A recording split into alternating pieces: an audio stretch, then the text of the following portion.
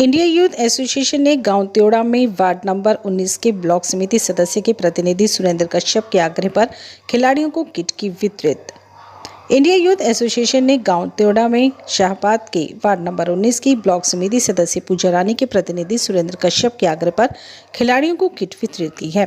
सुरेंद्र कश्यप ने एसोसिएशन के पदाधिकारी का आभार जताया है। वहीं एसोसिएशन के पदाधिकारियों ने भी खिलाड़ियों का हौसला बढ़ाया है। सुरेंद्र कश्यप ने कहा कि वे इंडिया यूथ एसोसिएशन के पदाधिकारी का आभार जताते हैं, जो कि उनके छोटे से बुलावे पर एसोसिएशन के पदाधिकारी गुरुग्राम से चलकर यहां पहुंचे हैं और खिलाड़ियों का हौसला बढ़ाया और खिलाड़ियों को किट भी वितरित की है। 1 2 3 एकदम ऊपर जाने की 1 2 3 1 2 3 आपने बोली 1 2 3 1 2 3 1 2 3 1 2 3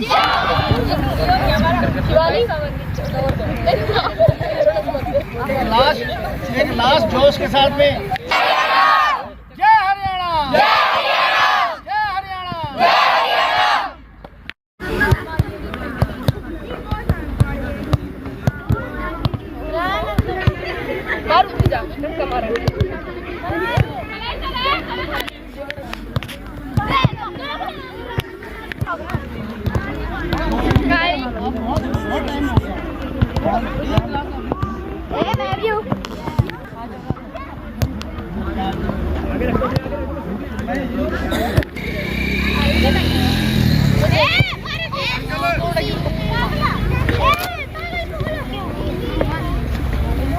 आपका धन्यवाद करना चाहता हूँ।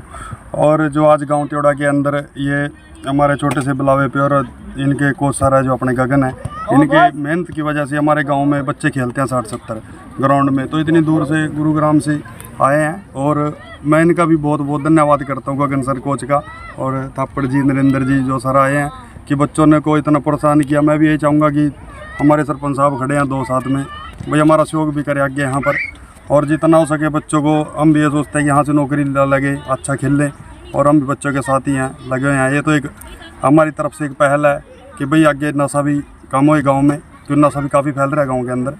तो ये छोटी छोटी चीज़ों को लेके यहाँ पर ग्राउंड के अंदर एक्टिविटी बच्चे अपनी अपनी करते रहते हैं, तो नशे से दूर रहेंगे। नशे से दूर। तो मेरा नाम है अरूप दास। मैं वैसे कलकत्ता में जन्म हुआ था, मैं बंगाली हूँ और 25 साल होने वाले हैं हमारे संस्था का। इंडिया यूथ सॉकर एसोसिएशन है नाम, IYSA। पर ये जो प्रोजेक्ट हम चलाते हैं, हम जोश के नाम से चलाते हैं, जोश प्रोजेक्ट। हमारा एक फुटबॉल एकेडमी होता था दिल्ली में, तो हम उस टाइम पे दिल्ली सरकार के स्कूल के बच्चे को सिखाते थे। उस टाइम पे हम नरेंद्र पापा से मिले थे, जब हम दोनों एक साथ कोचिंग की लाइसेंस कर रहे थे। ये थी होशियारपुर में 2019 में, 2019 में नहीं, होशियारपुर। हाँ, तो हम क्या करते हैं, ये जोश रूरल प्रोजेक्ट जो है, हम गांव में जो बच्चे फुटबॉल खेलते हैं और जो कोच कर रहे हैं वहाँ पे, उनकी सहायता देते हैं। तो ये किट देते हैं, हम बॉल देते हैं, ट्रेनिंग की इक्विपमेंट देते हैं। तो हमने यहाँ पे यमुनानगर में भी काफ़ी किया है नरेंद्र थापा के थ्रू, और हम हरियाणा में एटलीस्ट 40 जगह कर रहे हैं। हिसार में, फतेहाबाद, जिंद, भिवानी में नहीं इतनी, पर झज्जर, बहादुरगढ़ और अलग अलग बेसिकली गांव के बच्चे को जो फुटबॉल खेलते हैं, जैसे पंचायत के ग्राउंड में खेलते होंगे या गवर्नमेंट स्कूल के ग्राउंड में खेलते होंगे, तो उनको सहायता देते हैं। और यहाँ पे बहुत अच्छी चीज़ है कि 2 सरपंच आए हैं यहाँ पे, ओके। तो हर जगह पे सरपंच नहीं आते हैं, वो कोच को अपने आप संभालना पड़ता है सब कुछ। तो यदि सरपंच और ये गांव के लोग सहायता दे रहे हैं तो बहुत अच्छी चीज़ है, ठीक है। और मैं उनको बहुत धन्यवाद करना चाहूँगा कि वो एक्चुअली आए यहाँ पे, ग्राउंड पे आए थोड़ी सी सपोर्ट देने के लिए और आगे भी दें, ओके। बच्चों को देखो, जो हम दोनों कोच हैं और मैं 25 साल से कोच कर रहा हूँ, तो मेरे यूजुअली मैं मैसेज देता हूँ बच्चे को डायरेक्टली, पर मैं आपको बता दूंगा पहले, मैं टेक्निक पे ज़्यादातर ध्यान देता हूँ, ओके। टेक्निक अच्छी होगी तो फिर गेम अच्छा होगा। हर गेम में टेक्निक होता है। क्रिकेट में बॉलिंग करते हुए टेक्निक होता है, शॉट मारते हुए टेक्निक होता है, बैडमिंटन में टेक्निक होता है, ओके, कुश्ती में बॉक्सिंग में टेक्निक होता है। हर गेम में अच्छी टेक्निक होनी चाहिए और टेक्निक है छोटे उम्र से ही सीख सकते हैं, ओके। तो मैं टेक्निक है जैसे कोई भी घर बनाता है, ओके, उसके पहले जो चीज़ बनाते हैं वो नींव होती है, ओके। तो टेक्निक है कोई भी स्पोर्ट्स का नींव। तो मैं जो मैसेज देता हूँ कि टेक्निक पे ध्यान दो, मेन चीज़, ओके। टेक्निक अच्छा होगा, फिर उसके बाद स्टैमिना, स्ट्रेंथ और ये game sense, decision making, formation, strategy, ये सब बाद में आती है। पर टेक्निक अच्छा है कि पास अच्छे से दो, कंट्रोल अच्छे से करो, हेड अच्छे से करो, ओके, शॉट सही से मारो। तो ये सब टेक्निक में आती है। तो technique is the main most important thing in sports, specially youth sports, grass roots. लोगों के माध्यम से जो भी बच्चे इस प्रोग्राम को देखेंगे, एज ए कोच मैं एक मैसेज देना चाहता हूँ बच्चों को कि किसी भी स्पोर्ट्स में, चाहे वो फुटबॉल है, क्रिकेट है, हॉकी है, कोई भी गेम है, उसमें खिलाड़ी को डेवलप होने के लिए, यानी कि उसका एक खिलाड़ी का विकास कैसे होता है, एक खिलाड़ी के विकास के लिए मेनली 4 पिलर होते हैं। सबसे पहली चीज़ आ जाती है प्रैक्टिस। जो ये हम फुटबॉल से रिलेटेड भी प्रोग्राम चला रहे हैं, तो हमारा जो फुटबॉल एक्सपर्ट ये कहते हैं कि एक एलीट प्लेयर, यानी कि एक प्रोफेशनल प्लेयर बनने के लिए 10,000 घंटे ट्रेनिंग की आवश्यकता पड़ती है।